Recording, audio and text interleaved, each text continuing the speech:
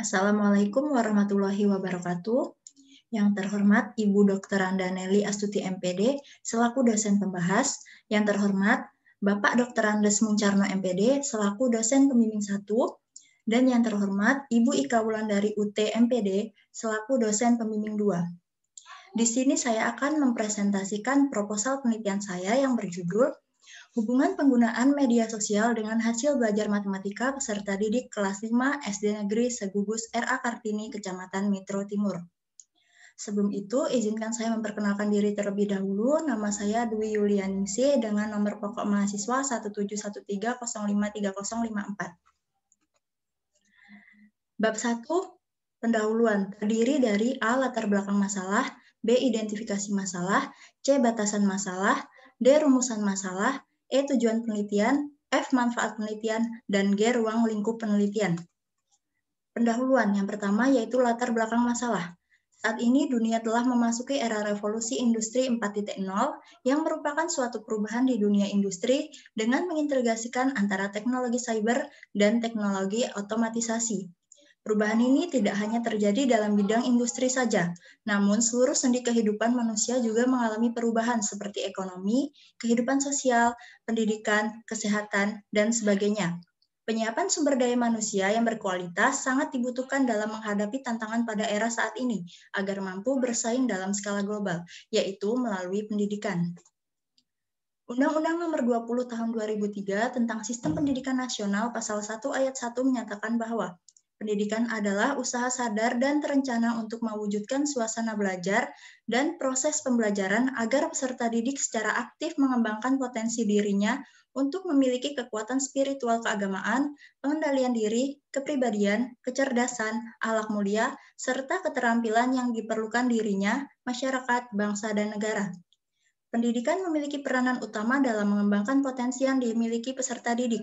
Potensi yang dimiliki oleh peserta didik dapat dikembangkan melalui suatu proses kegiatan pembelajaran dengan mengembangkan aspek kognitif, afektif, dan psikomotor. Sebagaimana kita ketahui bahwa pembelajaran atau instruksional merupakan bagian dari pendidikan. Pembelajaran menurut Undang-Undang Nomor 20 Tahun 2003 tentang Sistem Pendidikan Nasional merupakan proses interaksi peserta didik dengan pendidik dan sumber belajar pada suatu lingkungan belajar. Salah satu bidang studi yang sangat penting untuk diberikan kepada peserta didik dalam proses pembelajaran sebagai bekal dalam mengembangkan potensi dalam dirinya adalah bidang studi matematika. Hal ini sejalan dengan Undang-Undang Republik Indonesia tahun 2003 tentang Sisdiknas, pasal 37 yang menyatakan bahwa mata pelajaran matematika merupakan salah satu mata pelajaran wajib bagi siswa pada jenjang pendidikan dasar dan menengah. Pembelajaran matematika merupakan suatu interaksi yang terjadi antara peserta didik satu dengan lainnya, peserta didik dengan pendidik, dan antara peserta didik dengan lingkungan di saat proses kegiatan belajar mengajar matematika. Pendidik dan peserta didik bersama-sama menjadi pelaku terlaksananya tujuan pembelajaran dalam proses pembelajaran matematika. Keberhasilan suatu pembelajaran dapat dilihat dari tercapainya tujuan pembelajaran dan hasil belajar peserta didik yang maksimal. Tingkat keberhasilan peserta didik dalam pembelajaran dapat dilihat dari tinggi rendahnya hasil belajar yang diperoleh oleh peserta didik. Tinggi rendahnya hasil belajar peserta didik dapat dipengaruhi oleh berbagai hal. Salah satunya adalah penggunaan media sosial. Penggunaan media sosial yang terlalu sering dapat memengaruhi hasil belajar peserta didik. Saat ini Indonesia menempati posisi ketiga dunia dalam pertumbuhan penggunaan sosial media setelah Cina dan India. Hotsuite menyebutkan bahwa ada jutaan orang di Indonesia yang aktif di media sosial dan satu aplikasi komunikasi yang banyak digunakan di Indonesia adalah WhatsApp. Para peserta didik baik dari pendidikan formal maupun non-formal di Indonesia pada era digital ini sudah menggunakan aplikasi ini dalam aktivitas keseharian mereka, baik di sekolah maupun di luar sekolah. Salah satu contoh penggunaannya adalah WhatsApp digunakan dalam proses pembelajaran jarak jauh di masa pandemi COVID-19. Pendidik memberikan materi pelajaran serta penugasan melalui WhatsApp ke media peserta didik, kemudian peserta didik mengumpulkan tugasnya dalam bentuk foto ataupun video melalui WhatsApp. Berdasarkan observasi, wawancara, dan studi dokumentasi yang telah penulis laksanakan pada bulan November 2020, menunjukkan permasalahan penggunaan media sosial oleh peserta didik adalah salah satunya penggunaan WhatsApp. Hal ini didukung dari hasil wawancara dengan pendidik yang menyatakan bahwa terdapat beberapa peserta didik yang melakukan update status dan foto di media sosial WhatsApp lebih dari 5 kali berturut-turut dalam sehari, sedangkan yang lain hanya sekitar 2-3 kali saja. Artinya, peserta didik banyak menghabiskan waktunya untuk bermain media sosial WhatsApp dan tidak memanfaatkannya dengan baik, sehingga membuat peserta didik lalai terhadap tugasnya dan memengaruhi hasil belajarnya. Hal ini dapat dilihat dari hasil MIT Matematika semester ganjil peserta didik kelas 5 SD Negeri Segugus R.A. Kartini, Kecamatan Metro Timur, tahun pelajaran 2020-2021. Tabel 2, data nilai MIT semester ganjil hasil belajar matematika peserta didik kelas 5 SD Negeri Segugus R.A. Kartini, Kecamatan Metro Timur. Berdasarkan tabel 2, diketahui bahwa dari keseluruhan jumlah sebanyak 204 orang peserta didik, tuntas sebanyak 99 orang peserta didik, dan belum tuntas sebanyak 105 orang peserta didik. Hal ini menunjukkan bahwa sebagian besar peserta didik belum mampu mencapai kriteria ketuntasan minimum. Depdiknas dalam Susanto tahun 2013 halaman 54 mengatakan bahwa pembelajaran dianggap tuntas apabila telah mencapai angka lebih dari sama dengan 75%. Artinya, lebih dari sama dengan 75% siswa telah lulus secara individual. Dari uraian di atas, memungkinkan bahwa penggunaan media sosial WhatsApp memengaruhi hasil belajar matematika yang dicapai oleh peserta didik. Hal inilah yang membuat penulis mengadakan penelitian dengan judul Hubungan Penggunaan Media Sosial dengan Hasil Belajar Matematika Peserta Didik Kelas 5 SD Negeri Segugus R.A. Kartini, Kecamatan Metro Timur. B. Identifikasi masalah. Berdasarkan latar belakang masalah di atas, maka penulis mengidentifikasikan masalah penelitian sebagai berikut. 1. Intensitas penggunaan media sosial WhatsApp oleh peserta didik tergolong tinggi. 2. Pemanfaatan media sosial WhatsApp yang kurang baik oleh peserta didik. 3. Dampak penggunaan media sosial WhatsApp oleh peserta didik. 4. Rendahnya hasil belajar peserta didik pada mata pelajaran matematika dilihat dari jumlah peserta didik yang belum tuntas. Batasan masalah. Yang pertama yaitu penggunaan media sosial WhatsApp sebagai X, kemudian hasil belajar matematika peserta didik kelas 5 SD Negeri Segugus R.A. Kartini, Kecamatan Metro Timur sebagai Y. Rumusan masalah. Rumusan masalah bagi berikut. Apakah terdapat hubungan yang positif dan signifikan antara penggunaan media sosial dengan hasil belajar matematika peserta didik kelas 5 SD Negeri Segugus R.A. Kartini, Kecamatan Metro Timur? E. Tujuan penelitian. Tujuan penelitian yaitu untuk mengetahui hubungan yang positif dan signifikan antara penggunaan media sosial dengan hasil belajar matematika peserta didik kelas 5 SD Negeri Segugus R.A. Kartini, Kecamatan Metro Timur. Manfaat penelitian. Yang pertama manfaat teoritik dan yang kedua manfaat praktis. Manfaat praktis dibagi menjadi 4, yaitu pertama untuk peserta didik, yang kedua untuk pendidik, yang ketiga untuk sekolah, dan yang terakhir untuk penulis. Ruang lingkup penelitian. Yang pertama ada jenis penelitian, yang kedua ada objek penelitian, yang ketiga ada subjek penelitian, yang keempat ada tempat penelitian, dan yang terakhir ada waktu penelitian. Bab 2, terdiri dari kajian teori, penelitian yang relevan, kerangka pikir, dan hipotesis. A. Kajian teori. Hasil belajar. Penulis menyimpulkan dari beberapa pendapat ahli, pengertian belajar merupakan suatu proses usaha yang dilakukan seseorang yang berlangsung seumur hidup untuk memperoleh suatu perubahan tingkah laku akibat interaksi dengan lingkungan. Perubahan tersebut berlangsung ke arah peningkatan seseorang yang menyangkut aspek kognitif, afektif, dan psikomotor. Kemudian ciri-ciri belajar. Ciri-ciri belajar adalah perubahan seluruh aspek yang terjadi secara sadar pada seseorang yang didapat dari interaksi dengan lingkungannya, ditandai dengan perubahan yang bersifat kontinu dan bukan sementara. Pengertian hasil belajar merupakan kemampuan peserta didik setelah menerima dan mempelajari materi pelajaran di sekolah. Kemampuan ini mencakup 3 aspek, yaitu ranah kognitif, ranah afektif, dan ranah psikomotor. Faktor-faktor yang memengaruhi hasil belajar. Yang pertama, proses belajar dipengaruhi oleh 2 faktor, yaitu faktor internal dan faktor eksternal. Faktor internal adalah faktor yang berasal dari dalam diri peserta didik, sedangkan faktor eksternal yang berasal dari luar diri peserta didik. Kedua faktor tersebut mempengaruhi proses belajar yang berdampak terhadap hasil belajar peserta didik. Macam-macam hasil belajar. Hasil belajar terdiri dari 3 ranah, yaitu ranah kognitif yang berhubungan dengan berpikir peserta didik, ranah afektif yang berhubungan dengan sikap peserta didik, ranah psikomotor yang berhubungan dengan keterampilan peserta didik. Hasil belajar yang digunakan oleh penulis adalah ranah kognitif yang diambil dari nilai mid semester ganjil peserta didik kelas 5 SD Negeri Segugus R.A. Kartini, Kecamatan Metro Timur, tahun pelajaran 2020-2021. Yang kedua yaitu pembelajaran matematika. A. Pengertian matematika. Matematika adalah salah satu disiplin ilmu yang dapat meningkatkan kemampuan berpikir manusia yang bukan dari hasil eksperimen dan hasil observasi, melainkan dari penalaran manusia. Oleh karena itu, matematika sangat diperlukan oleh manusia untuk memecahkan masalah dalam kehidupan sehari-hari. Karakteristik matematika. Pembelajaran matematika di sekolah dasar memiliki beberapa karakteristik tersendiri. Karakteristik pembelajaran matematika di sekolah dasar berbeda dengan karakteristik pembelajaran matematika di jenjang lainnya seperti SMP, SMA, dan perguruan tinggi. Pengertian pembelajaran matematika.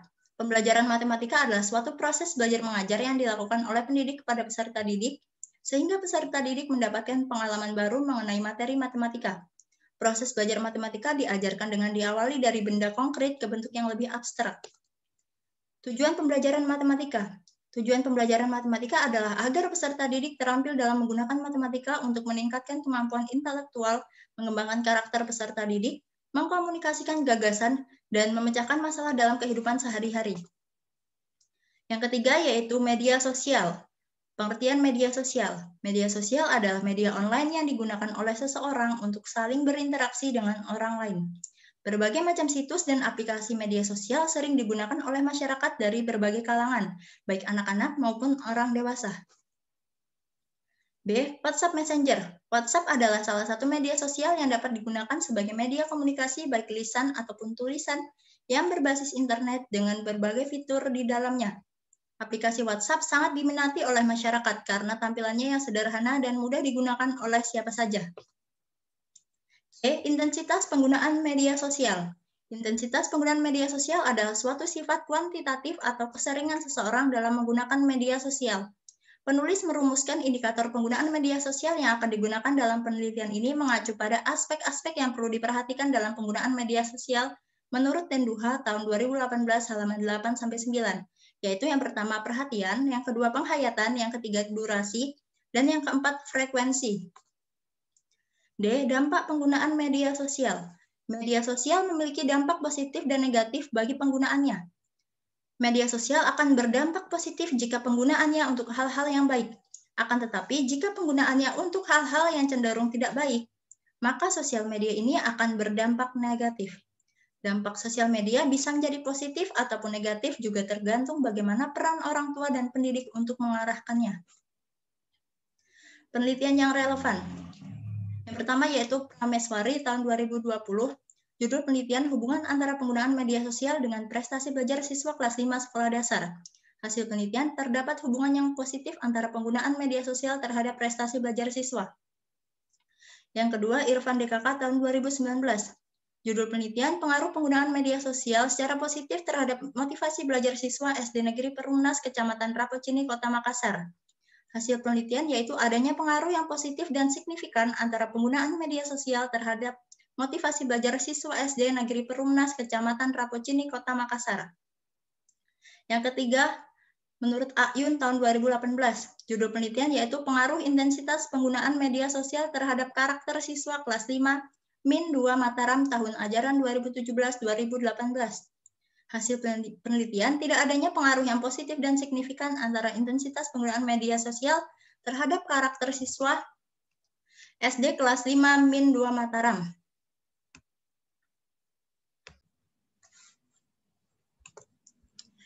Kerangka pikir. Kerangka pikir pada penelitian ini adalah hubungan penggunaan media sosial dengan hasil belajar matematika peserta didik. Semakin peserta didik sering dan menikmati dalam menggunakan media sosial akan membuat mereka cenderung lebih memilih bermain media sosial daripada belajar, sehingga hasil belajar yang didapatkannya kurang maksimal. Sedangkan peserta didik yang jarang menggunakan media sosial akan mendapat hasil belajar yang lebih maksimal. Maka dari itu, penulis menduga terdapat hubungan yang positif dan signifikan antara penggunaan media sosial dengan hasil belajar peserta didik. Kerangka pikir. Pertama, paradigma penelitian, yaitu intensitas penggunaan media sosial WhatsApp sebagai X Yang pertama ada perhatian, yang kedua ada penghayatan, yang ketiga ada durasi, yang keempat ada frekuensi. Hubungan hasil belajar matematika peserta didik kelas 5 sebagai Y. Hipotesis.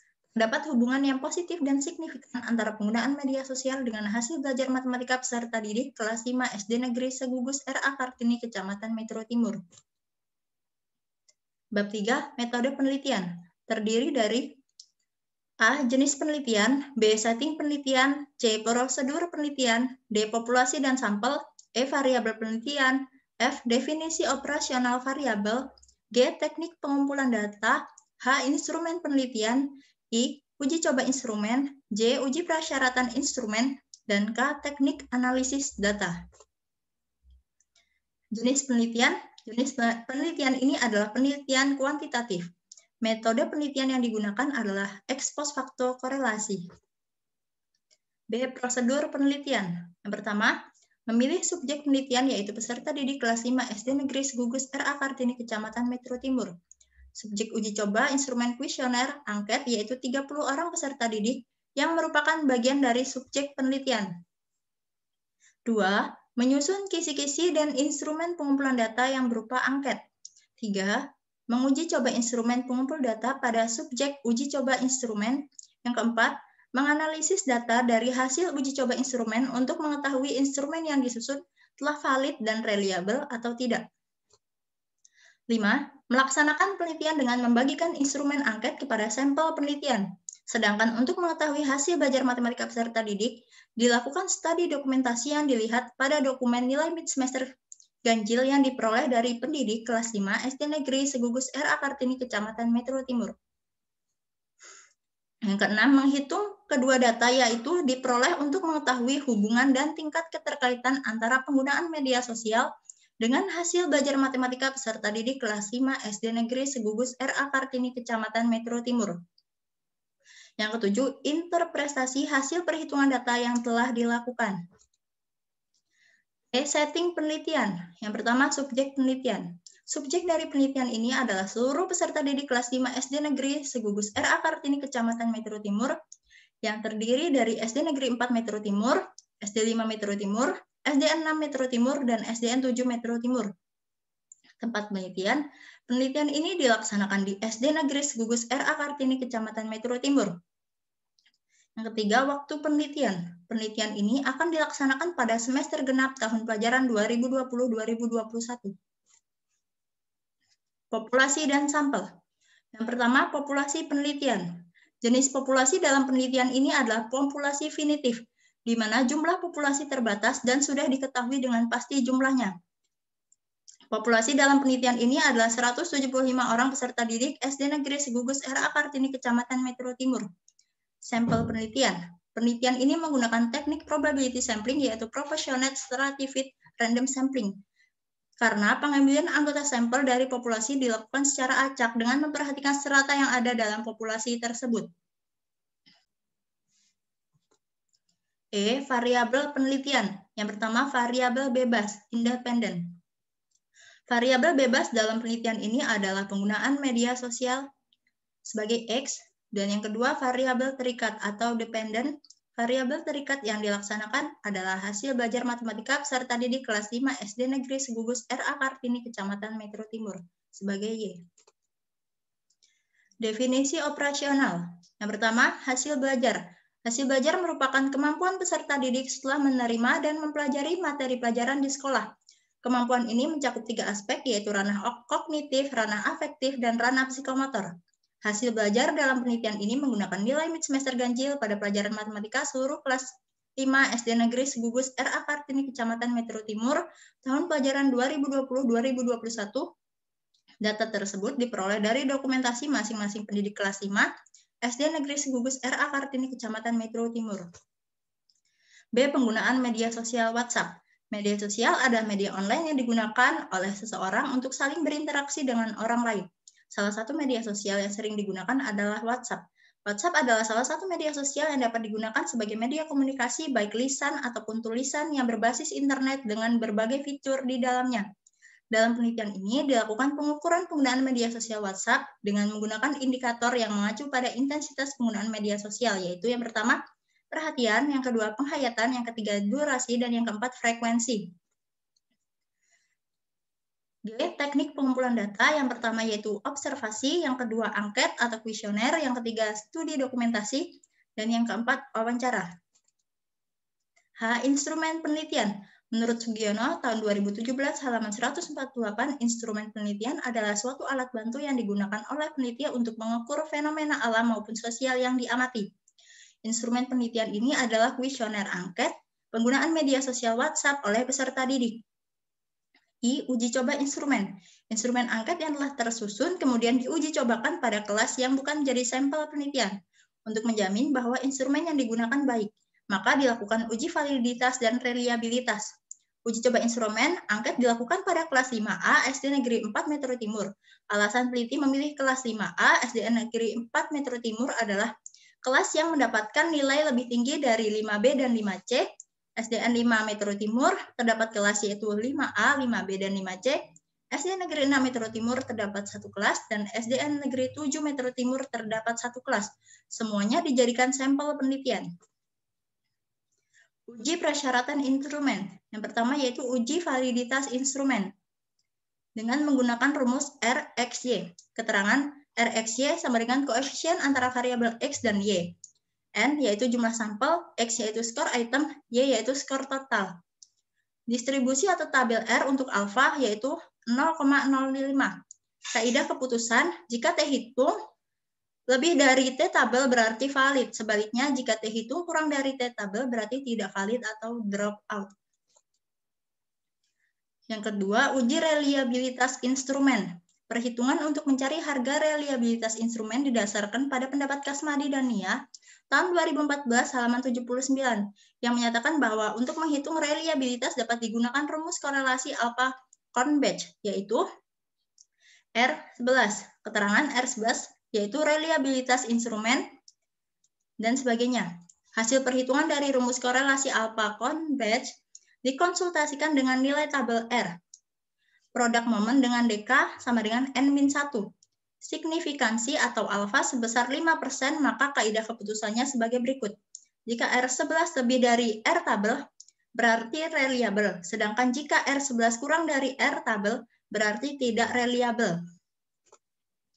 Untuk mencari varian skor tiap-tiap item digunakan rumus dengan keterangan varian skor tiap-tiap item, jumlah item X1, dan jumlah responden. Untuk mencari varian total dengan rumus sebagai berikut dengan keterangan sigma total sama dengan varian total dan jumlah X total N sama dengan jumlah responden.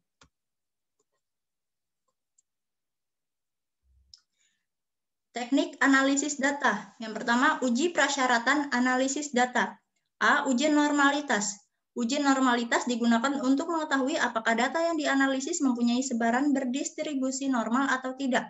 Uji normalitas penelitian ini menggunakan rumus C kuadrat seperti yang diungkapkan Ridwan tahun 2014 halaman 162 sebagai berikut. Selanjutnya, membandingkan X kuadrat hitung dengan nilai X kuadrat tabel. Untuk alfa sama dengan 0,05 dan derajat kebebasan DK sama dengan K-1. Maka dikonsultasikan pada tabel C kuadrat terlampir sebagai kaidah keputusan sebagai berikut.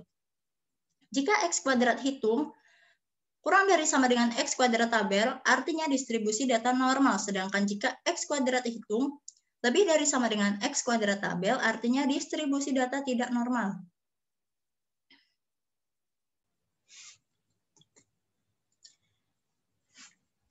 Uji prasyaratan analisis data yang kedua yaitu uji linearitas. Uji linearitas digunakan untuk mengetahui apakah data yang dianalisis mempunyai sebaran berdistribusi normal atau tidak.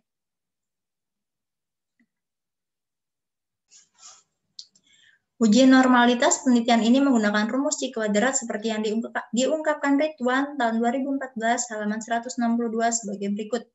Dengan keterangan F hitung sama dengan nilai uji F hitung, RJK, TC, yaitu rata-rata jumlah tuna cocok, RJKE, rata-rata jumlah kuadrat error. Selanjutnya menentukan F tabel, yaitu DK pembilang, K-2, dan DK penyebut N-K. Hasil nilai F hitung dibandingkan dengan F tabel dan selanjutnya ditentukan sesuai dengan kaidah keputusan. Jika F hitung kurang dari sama dengan F tabel, artinya data berpola linier. Dan jika F hitung lebih dari sama dengan F tabel, artinya data berpola tidak linier. 2. Uji hipotesis. Uji hipotesis bertujuan untuk mengetahui makna hubungan antara variabel bebas independen dengan variabel terikat dependen. Hasil korelasi tersebut dapat diuji dengan rumus korelasi person product moment, seperti yang diungkapkan Person dalam Muncarno tahun 2017 halaman 49 sebagai berikut. Dengan keterangan R, X, Y, koefisien R antara variabel X dan Y, N sama dengan jumlah sampel, X sama dengan skor variabel X, Y sama dengan skor variabel Y. Korelasi dilambangkan dengan R dengan ketentuan nilai R tidak lebih dari harga min 1 kurang dari sama dengan R kurang dari sama dengan plus 1. Apabila nilai R sama dengan min 1, artinya korelasi negatif sempurna.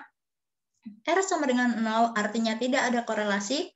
Dan R sama dengan 1 berarti korelasi sangat kuat.